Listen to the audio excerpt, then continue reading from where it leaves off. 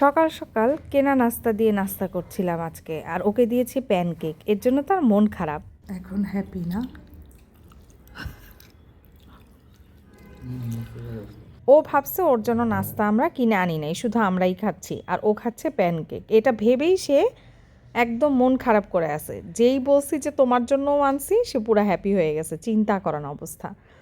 তো কি অবস্থা সবার, কেমন আছেন? আজকে সকালটা কিন্তু এইভাবেই শুরু হয়েছে।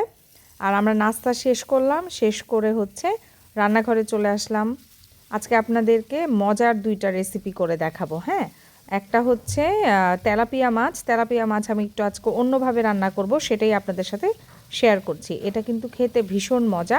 তো প্রথমেই আমি তেলাপিয়া মাছগুলোকে মশলা দিয়ে মাখিয়ে, মশলা তো জানেনই, হলুদ, মরিচ আর হচ্ছে ধনে, এগুলো দিয়ে মাখিয়ে, সবগুলার গুঁড়া আর কি মাখিয়ে লবণ দিয়েছিলাম। তারপর একটু ভেজে নিলাম, যেভাবে আপনারা মাছ ভাজি করেন সেভাবে। এবং মাছ ভাজিটা অলমোস্ট ফুল ডান করা ছিল, মানে মুচমুচা করেই ভাজি করা ছিল, মোটামুটি মুচমুচা করেই। তো তারপরে আমি আরেকটু তেল, ওই তেলের ভিতরে আরেকটু তেল দিলাম, একটু কম হয়ে গেছিলো। দিয়ে আমরা হচ্ছে এখানে রসুন কুচি দিয়ে নিচ্ছি। রসুন কুচিটা যখন একটু ভাজা ভাজা হয়ে যাবে, তখনই আমি দিয়ে নিচ্ছি টমেটো। আবার রসুন কুচিটা যেন পুড়ে না যায়, এদিকে খেয়াল রাখবেন। তো এখানে টমেটো দিয়ে নিলাম, তারপরে কিছু পেঁয়াজ কুচি, একদমই অল্প, যেহেতু আমার মাছ ছিল অল্প, মানে 2টা তেলাপিয়া মাছ মনে হয় এখানে। তো এর জন্য আমি অল্প একটু পেঁয়াজ কুচি দিয়ে নিচ্ছি। আর এখানে দিচ্ছি কয়েকটা মরিচ, মাঝখান থেকে ফালি করে। আমাদের বাসায় কিন্তু অত ঝাল জিনিস চলে না, কেউ খায় না, এর জন্য মরিচটা অল্পই দিলাম। আপনারা চাইলে বেশিও দিতে পারেন। তারপর অ্যাড করে দিচ্ছি লবণ। লবণ আপনারা একটু আগেও দিতে পারেন, আমি এখন দিচ্ছি কারণ আমি ভুলে গিয়েছিলাম লবণ দিতে। তারপর হচ্ছে অল্প একটু পানি দিয়ে দিলাম। এখন এখানে আপনারা রসুন পেস্ট দিয়ে নেবেন। আমি রসুন পেস্ট দিয়েছি, কিন্তু ওইটা আর ভিডিও করা হয়নি। এরপর এখানে দিয়ে নিচ্ছিলাম হাফ টি স্পুনের মতো লাল মরিচের গুঁড়া, হাফ টি স্পুনের মতো হলুদ গুঁড়া, আর হচ্ছে 1 টিস্পুনের মতো ধনিয়া গুঁড়া, আর একটু জিরা গুঁড়া। এগুলা সব দিয়ে আমি মশলাগুলোকে ভালো মতো কষিয়ে নিচ্ছিলাম। আর এইদিকে টমেটোগুলা সেদ্ধ হওয়ার জন্য দিলাম। তো টমেটোটা যখন সিদ্ধ হয়ে গেছে, তখন আমি এটাকে ডাল ঘুটনির সাহায্যে একটু ম্যাশ করে দিলাম, যেন তরকারিটা একটু মাখা মাখা হয় এবং খেতেও যেন মজা লাগে। আর এখানে আমি 1 টিস্পুনের মতো চিনি অ্যাড করে দিয়েছি। এটা কিন্তু অবশ্যই দিবেন, চিনি অ্যাড করলে টেস্টটা খুব ভালো আসে। আর আজকে আমার বাসায় টমেটো সস ছিল না, শেষ হয়ে গেছিলো, তাই আমি স্যাশে প্যাকেটগুলো থেকে 2টা প্যাকেট টমেটো সস দিয়ে নিলাম। তারপর একটু নাড়াচাড়া করে দেখেন কত সুন্দর মাখা মাখা হয়ে আসছে, মশলাগুলো একদম কষানো হয়ে গেছে। তো তখন আমি আগে থেকে যে মাছগুলো ভেজে রেখেছিলাম, সেই মাছগুলো দিয়ে উল্টে পাল্টে নেড়ে নিচ্ছি। আপনারা একটু এক সাইড 2 মিনিট দিবেন, তারপর আবার আরেক সাইড উল্টে 2 মিনিট দিবেন। তারপর দেওয়ার পর আমি এখানে একটু পানি অ্যাড করে দিলাম। বেশি পানি দেওয়ার কোনো প্রয়োজন নাই, জাস্ট মশলাগুলো যেন মাছের ভিতরে পারফেক্টলি ঢুকে, এটার জন্য আমি একটু পানি দিয়ে নিলাম।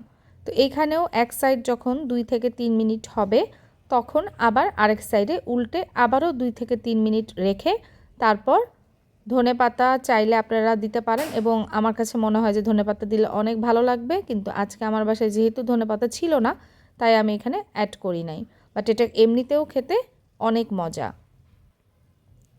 তো এই যে আমি মাছগুলোকে সুন্দর করে উল্টে পাল্টে মশলার ভিতরে দিয়ে নিলাম, যেন মশলাটা পারফেক্টলি ঢুকে। তো এইভাবে আমার মাছ রান্নাটা কিন্তু ডান। এখন আমি আপনাদের সাথে যে রেসিপিটা শেয়ার করব, সেটা কিন্তু মানে খুবই হিট একটা রেসিপি। সেটা হচ্ছে ইলিশ মাছ দিয়ে পুঁই শাক।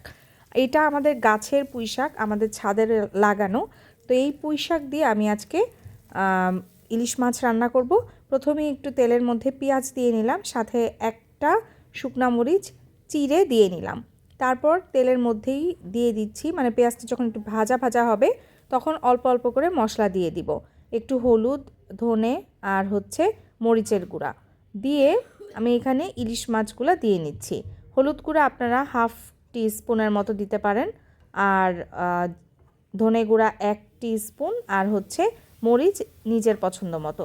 তো এই পুঁই শাকগুলা কিছুদিন আগে আমার বাসার কেয়ারটেকার ছাদ থেকে কেটে দিয়ে গেছিলো, তখনই আমি সুন্দর করে বেছে ধুয়ে এটাকে আমি ডিপে রেখে দিয়েছিলাম। তো ওখান থেকে বের করে এখন আমি ওই বরফ অবস্থাতেই ইলিশ মাছগুলো কষানোর পরে ওটার মধ্যে দিয়ে নিচ্ছি। এটা কিন্তু দিলে কোনো অসুবিধা নেই ফ্রোজেনটা, কারণ হচ্ছে এটা ভাপে একাই ছেড়ে যাবে। তারপর এগুলাকে নেড়ে চেড়ে সুন্দর করে মিক্স করে মাছটা যখন কষানো হয়ে যাবে তখন আমি একটু পানি দিয়ে দিব। বেশি নাড়াচাড়া করা যাবে না, কারণ এতে তরকারিটা একদম কাটা কাটা হয়ে যাবে, মাছগুলো ভেঙে যাবে। যেহেতু এখানে মাছের মাথা, লেজ আর মাঝখানের 2টা পিস এরকম ছিল, আমি আলাদা করেই রেখেছিলাম সেগুলা পুঁইশাক দিয়ে চচ্চড়ি খাওয়ার জন্য বা অন্যরকম কিছু তৈরির জন্য। তো আজকে যেহেতু পুঁইশাক দিয়ে রান্না করছি, তো এই কাটাগুলোকেই বের করে নিলাম। তো এই তো আমার পুঁইশাক ইলিশ মাছের তরকারিটা কিন্তু ডান। আমি এখানে একটু পানি দিয়ে ঢেকে দিয়েছিলাম। তো এটা আমি এইভাবেই নামিয়ে নিব। আমি একটু মশলা ইচ্ছা করে কমই দিয়েছি, তাহলে ইলিশ মাছের ফ্লেভারটা বেশি পাওয়া যায়। এই তো এখন আমার রান্নাটা ডান, বাট এখন চলে আসছি চুলা কিভাবে পরিষ্কার করি সেটা দেখানোর জন্য। অনেকেই আমাকে ভিডিওতে কমেন্ট করেছেন যে চুলা কিভাবে পরিষ্কার করি এই সব চুলা, সেটা দেখানোর জন্য। প্লাস বাসায়ও আমার যারা গেস্ট আসেন তারা খুব প্রশংসা করেন চুলা দেখে, যে এত আগের চুলা, মানে বেশ পুরনো চুলা, তো এটা কিভাবে আমি একদম নতুনের মতো ক্লিন করে রাখি। তো কিছুই না, এভরিডে আমি রান্নার পরে সুন্দর করে এটাকে একটু সাবান দিয়ে মেজে নেই ফার্স্টে, তারপর একটা ভেজা কাপড় দিয়ে মুছে নেই এবং তারপরে একটা শুকনা কাপড় দিয়ে মুছে নেই। কারণ ভেজা কাপড় দিয়ে মুছে নিলে কিন্তু যদি আপনি শুকনা কাপড় দিয়ে পরে না মুছেন তাহলে একটা পানির দাগ থেকে যায়। ডান। এরপরে বিকালবেলা আমরা একটু বাইরে চলে গেলাম, সেখানে একটা বিয়ে বাড়ি সাজানো ছিল, তো খুব সুন্দর লাগলো। তো আপনাদের জন্য একটু ভিডিও নিয়ে নিলাম। আর আস্তে আস্তে দেখলাম কিছু পাখির দোকান, তো সেখানে কিছুক্ষণ একটু দাঁড়ালাম। জোড়া 4 জোড়া আছে, যেগুলো একটা নিলে 1200। তারপর এগুলা ডিম পারবে? কি খায় এগুলা? খাবার আছে।